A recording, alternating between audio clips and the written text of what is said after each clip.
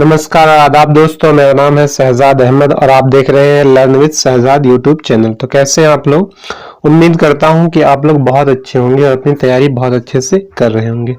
तो चलिए आज हम इसका तीसरा पार्ट करते हैं। 2 वीडियो मैंने ऑलरेडी अपलोड कर दिए होंगे, अगर आप नहीं देखे तो डिस्क्रिप्शन में लिंक मिल जाएगा, उसे आप जरूर देख लीजिए।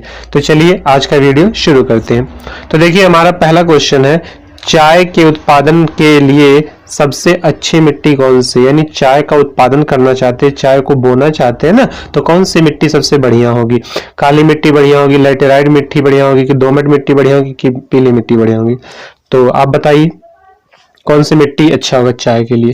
तो याद रखिए चाय के उत्पादन में सबसे अच्छी मिट्टी जो होती है वो लैटेराइट मिट्टी होती है। कौन सी होती है? लैटेराइट मिट्टी। अब देखिए लैटेराइट मिट्टी में और क्या क्या होता है? चाय होता है, उसके अलावा कॉफी भी होती है। क्या होती है? कॉफी। उसके बाद काजू बहुत अच्छा होता है। क्या होता है? काजू। उसके बाद नारियल। क्या होता है? नारियल बहुत अच्छा होता है लैटेराइट मिट्टी में। तो ये सारी चीजें याद रखिएगा। और ये होता कहाँ है? महाराष्ट्र में।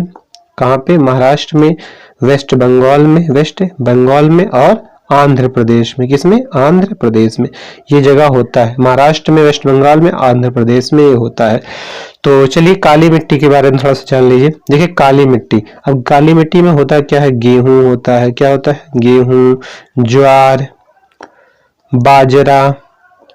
बाजरा, ये सारी चीजें आपकी कहाँ होती है? काली मिट्टी में होती है। और याद रखिए काली मिट्टी पाई कहाँ जाती है? महाराष्ट्र और गुजरात में। महाराष्ट्र में पाई जाती है और कहाँ पाई जाती है? गुजरात में पाई जाती है। तो चलिए अब दूसरा क्वेश्चन देखते हैं। तो देखिए दूसरा क्वेश्चन क्या है कि भूकंप की तीव्रता किससे मापते हैं? यानी भूकंप जो तीव्रता होती है किस में मापा जाता है? रिक्टर स्केल में मापा जाता है कि ओडोमीटर में मापा जाता है कि अमीटर में मापा जाता है कि लैक्टोमीटर में मापा जाता है? तो आप आंसर अपना चुन सकते हैं कौन सा सही है आपका।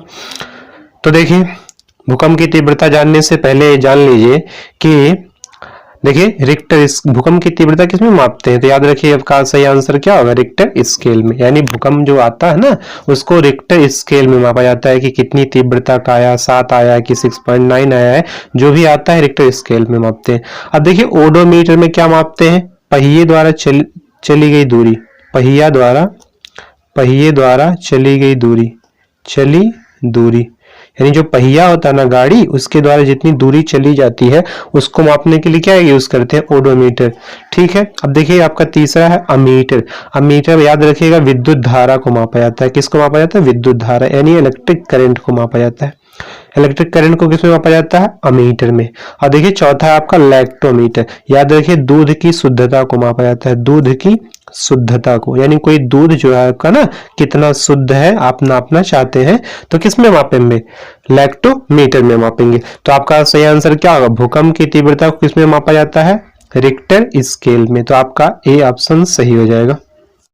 तो चलिए तीसरा क्वेश्चन देखते हैं कि सिम का फुल फॉर्म क्या है? यानी जो सिम होता है आपके मोबाइल में लगा होता है ना, उसका भी फुल फॉर्म होता है। आप कहेंगे ये तो हम जानते ही नहीं, होता है, इसका भी फुल फॉर्म होता है। तो बताइए आप लोग सिम का फुल फॉर्म क्या होता है?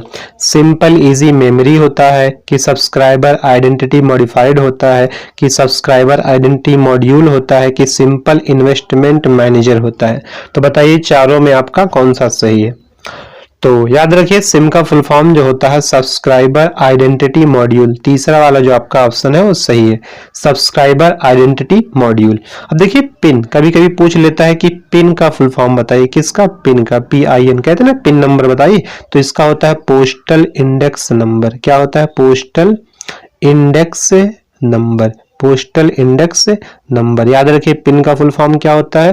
पोस्टल इंडेक्स नंबर होता है। ठीक है, याद रखिएगा। उसके बाद देखिए RPF एक होती है ना, RPF पुलिस वाले होते हैं, RPF जो स्टेशनों पे होते हैं। तो याद रखिएगा इसका फुल फॉर्म होता है railway protection force, railway protection force. ठीक है, याद रखिए रेलवे प्रोटेक्शन फोर्स होता है। किसका फुल फॉर्म होता है? RPF का होता है, रेलवे प्रोटेक्शन फोर्स।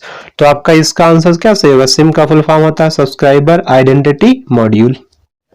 तो देखिए नेक्स्ट क्वेश्चन है आपका, तराइन का दूसरा युद्ध कब हुआ था? तराइन का दूसरा जो युद्ध था वो कब हुआ था?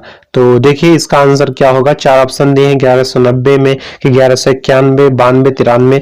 आप सोचिए क्या आंसर हो सकता है। तो देखिए तराइन का दूसरा युद्ध जानने से पहले आप जानिए कि मोहम्मद गौरी के बारे में, किसके बारे में, मोहम्मद गौरी के बारे में। मोहम्मद गौरी के बारे में थोड़ा सा जान लीजिए। देखिए मोहम्मद गौरी जो था ना वो गौर नामक स्थान से आया था। कहां से, गौर नामक स्थान से। और गौर कहाँ है, अफगानिस्तान में। कहां पे है, अफगानिस्तान। देखिए जो अफगानिस्तान आज आपको दिख रहा है ना, अफगानिस्तान जब आए थे ना उस समय सब इंडिया का ही पार्ट हुआ करता था।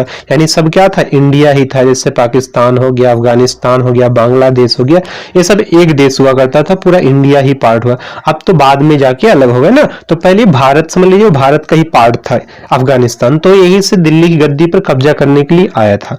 ठीक है, तो देखिए अब देखिए इनके बारे में जान गए। तो अब देखिए तराइन का दो युद्ध हुए थे। तराइन के कितने युद्ध हुए थे, तराइन में दो युद्ध हुए थे। कितने युद्ध हुए थे, दो। एक हुआ था तराइन का प्रथम युद्ध। तराइन का प्रथम युद्ध के बारे में पहले जान लीजिए। तराइन का प्रथम युद्ध किसके किसके बीच हुआ था। तो देखिए तराइन का प्रथम युद्ध था जो मोहम्मद गौरी और पृथ्वीराज चौहान और मोहम्मद गौरी के बीच हुआ था। याद रखिएगा, पृथ्वीराज चौहान और किसके बीच, मोहम्मद गौरी की।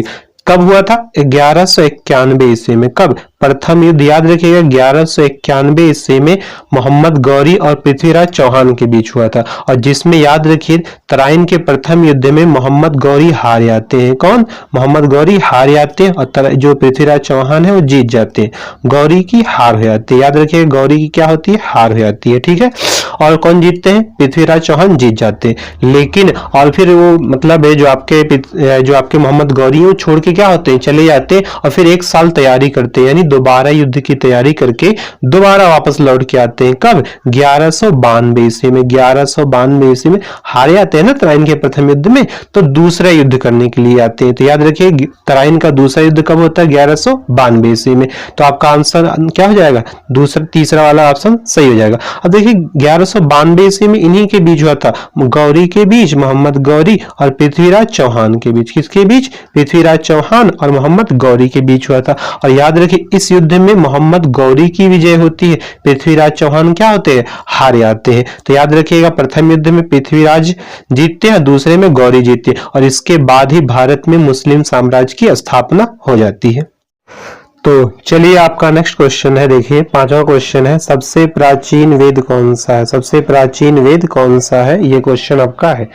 तो देखिए आप बताइए कौन सा है। तो सबसे पहले जानिए वेदों की रचना किसने की थी। वेदों की रचना किसने की थी, तो याद रखिएगा महर्षि वेद व्यास।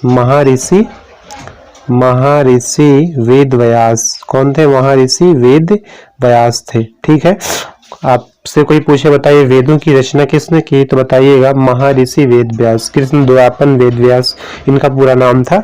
तो महर्षि वेद व्यास जी थे जिन्होंने वेदों की रचना की थी। अब देखिए वेद कितने प्रकार के होते हैं, तो याद रखिए वेद 4 प्रकार के होते हैं। कितने प्रकार के होते हैं, वेद 4 होते हैं। वेद 4 होते हैं, नंबर 1 ऋग्वेद होता है, नंबर 2 यजुर्वेद होता है, नंबर 3 सामवेद और नंबर 4 क्या होता है, अथर्ववेद। ये वेद 4 होते हैं, ऋग्वेद होता है, यजुर्वेद होता है, सामवेद होता है, अथर्ववेद होता है। ठीक है, कोई पूछे वेदों की संख्या कितनी है तो आप क्या बताएंगे, 4 होता है। वेद कितने होते हैं, 4।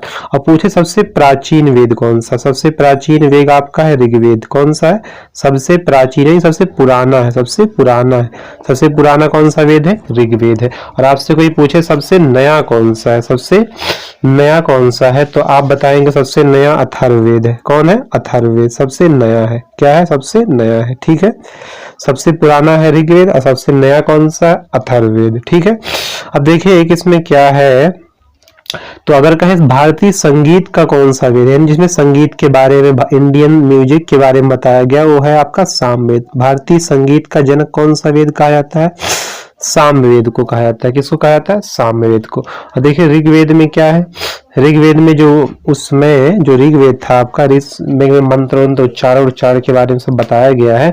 और याद रखिएगा कि आपका जो ये अथर्ववेद है ना, इसमें जादू टोना ये सब जो होते हैं ना, ये सारी चीजें किसमें बताई गई हैं, अथर्ववेद में बताई गई हैं।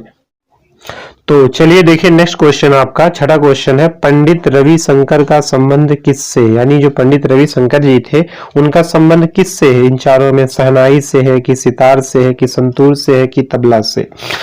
तो आप बताइए किससे है उनका संबंध। तो याद रखिए पंडित रविशंकर जी का संबंध किससे है, सितार से। किससे है, सितार, यानी सितार वादक थे, उस सितार को बजाते थे।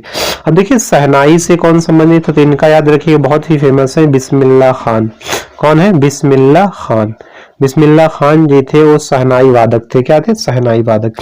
याद रखिएगा संतूर, संतूर के शिव कुमार शर्मा। कौन थे, शिव कुमार शर्मा, बहुत फेमस है ये, संतूर बजाते हैं, शिव कुमार शर्मा। ठीक है। उसके बाद देखिए तबला, तबला वादक तो आप जानते होंगे जाकिर हुसैन। कौन है, जाकिर हुसैन, बहुत फेमस है ये। जाकिर हुसैन ये तबला वादक है। क्या है, तबला को बजाते हैं, बहुत अच्छा बजाते हैं। और पंडित रविशंकर को जानते हैं आप लोग, सितार से संबंधित है। तो आप ये याद रखिएगा।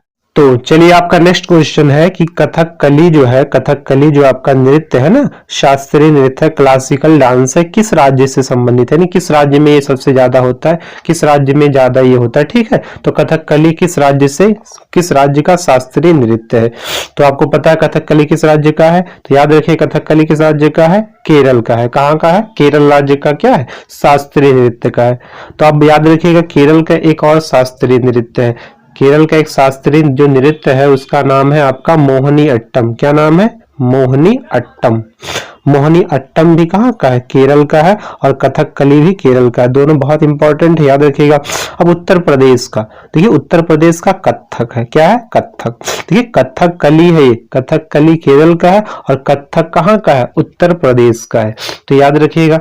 उसके बाद देखिए तमिलनाडु का, तमिलनाडु का जो है आपका भरतनाट्यम में, बहुत इंपॉर्टेंट है। भरतनाट्यम कहाँ का शास्त्रीय नृत्य है, तो वो है आपका तमिलनाडु का। तमिलनाडु का शास्त्रीय नृत्य क्या, भरतनाट्यम। उसके बाद देखिए आंध्र प्रदेश, आंध्र प्रदेश का बहुत फेमस है कुचिपुड़ी। क्या है शास्त्रीय नृत्य, कुचिपुड़ी, कहाँ का है, आंध्र प्रदेश का। तो याद रखिएगा आपका सही आंसर क्या हो जाएगा, केरल। कथकली कहाँ का है, केरल का है। तो चलिए आपका नेक्स्ट क्वेश्चन है कि राज्यसभा जो आपका है, जो राज्यसभा है, राज्यसभा का कार्यकाल कितना होता है, यानी कितने साल का राज्यसभा होता है।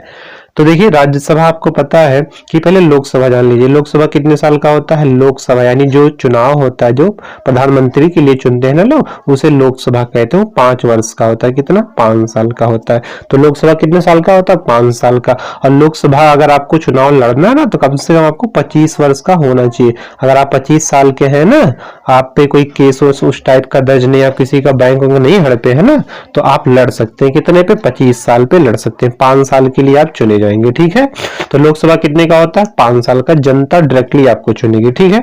उसके बाद देखिए राज्यसभा, और याद रखिएगा राज्यसभा का कार्यकाल जो होता है, राज्यसभा का कार्यकाल होता है 6 वर्ष का। कितने वर्ष का, 6 वर्ष का राज्यसभा का कार्यकाल होता है। और ये डायरेक्टली नहीं चुनते आप, इससे क्या होते हैं, विधायक होते हैं ना, जो अलग अलग राज्यों के विधानसभा के सदस्य होते हैं, ये सब चुनाव करते हैं। ठीक है। यही सब चुनाव करते हैं कौन, राज्यसभा का। तो याद रखिए इसका कार्यकाल कितना होता है, 6 वर्ष का होता है। ठीक है। और याद रखिए लोकसभा आप जानते हैं, लोकसभा प्लस राज्यसभा, यानी जो लोकसभा होती है हमारी, राज्यसभा और प्लस राष्ट्रपति अगर मिला दिया जाए तो हमारी संसद का निर्माण होता है। किसका निर्माण होता है, संसद का। ये सारे क्वेश्चन बहुत इंपॉर्टेंट है, तो आप याद रखिएगा। तो चलिए आपका क्वेश्चन नंबर 9 है कि बीजेपी, भारतीय जनता पार्टी, यानी बीजेपी जो पार्टी है जिसके प्रधानमंत्री कौन है, मोदी जी हैं, जिस पार्टी से, उसकी स्थापना कब हुई थी। तो आप बताइए कि कौन सा ऑप्शन आपका सही हो सकता है, यानी बीजेपी पार्टी की स्थापना कब हुई थी। तो याद रखिए बीजेपी जो है, भाजपा जो है ना, उसकी स्थापना 1980 में हुई थी। कब हुई थी, 1980 ईस्वी में हुई थी। बीजेपी की स्थापना कब हुई थी, 1980 में। और इनकी पार्टी का चुनाव निशान सब जानते हैं, कमल है। क्या है, कमल है। ठीक है। अब देखिए कुछ पार्टियों के और जान लेते हैं, जैसे बसपा है। बसपा मतलब बसपा, बसपा एक पार्टी है ना, बसपा की स्थापना हुई थी 1984 में। कब हुई थी, और हाथी निशान है, जिसकी नेता कौन है, मायावती जी है इस समय। तो बसपा की स्थापना कब हुई थी, 1984 ईस्वी में हुई थी, हाथी चुनाव निशान है। ठीक है। उसके बाद देखिए कुछ पार्टियों को और जान लेते हैं, जैसे 1885 में कांग्रेस, कौन सी पार्टी, कांग्रेस, जिसका चुनाव निशान क्या, हाथ का पंजा है। क्या है, हाथ का पंजा। इनकी पार्टी की शुरुआत कब हुई थी, 1885 ईस्वी में। तो चलिए आज का लास्ट क्वेश्चन नंबर 10 है आपका कि विद्युत प्रतिरोध का मात्रक क्या होता है। जो विद्युत प्रतिरोध होता है ना, इलेक्ट्रिक रेजिस्टेंस होता है, उसका मात्रक क्या होता है ये आपको बताना है। तो देखिए विद्युत प्रतिरोध क्या होता है, सबसे पहले यानी जो विद्युत धारा होती है ना, इलेक्ट्रिक करंट होता है, विद्युत धारा आई होती है। जब देखिए इसे तार में धारा जा रही है ना, इसमें तार में क्या हो रही, धारा जा रही, और बीच में क्या करिए, जो कोई चीज ऐसा लगा दीजिए आप जिससे धारा क्या हो, स्लो हो जाए या रुक जाए, जो आपने बीच में लगाया है ना, इसी को बोलते हैं विद्युत प्रतिरोध। क्या बोलते हैं, विद्युत प्रतिरोध। और याद रखिए विद्युत प्रतिरोध का मात्रक क्या होता है, ओम होता है। क्या होता है, ओम होता है। ठीक है, तो देखिए कुछ मात्रक और जान लीजिए। वाट किसका होता है, तो याद रखिए वाट जो होता है शक्ति का मात्रक होता है। किसका, शक्ति का मात्रक वाट होता है। ठीक है, उसके बाद देखिए ये ओम। अब डायोप्टर किसका होता है, लेंस की क्षमता का। किसका, लेंस की क्षमता, यानी जो लेंस होता है ना, जो आंखों में चश्मा बनवाते हैं, लेंस की क्षमता का मात्रक डायोप्टर होता है। और आपको पता है न्यूटन किसका है, बल का मात्रक। बल का मात्रक क्या होता है, न्यूटन। और आप जानते हैं कि विद्युत प्रतिरोध का मात्रक क्या होता है, ओम होता है। ओम को ऐसे दर्शाते हैं। ठीक है, ओम होता है। तो उम्मीद करते हैं आपको समझ में आया होगा। अगर समझ में आया हो तो प्लीज एक लाइक जरूर कर दीजिए, एक लाइक जरूर करिए। और इस आप वीडियो को क्या करिए, शेयर जरूर कर दीजिए, शेयर अपने दोस्तों में जरूर करिए। और आप चैनल को सब्सक्राइब जरूर करिए। अगर आप सब्सक्राइब करेंगे तब हम और अच्छे और ऐसे ही वीडियो बनाते रहेंगे। तो प्लीज सब्सक्राइब करिए। देखने के लिए आपका बहुत बहुत धन्यवाद।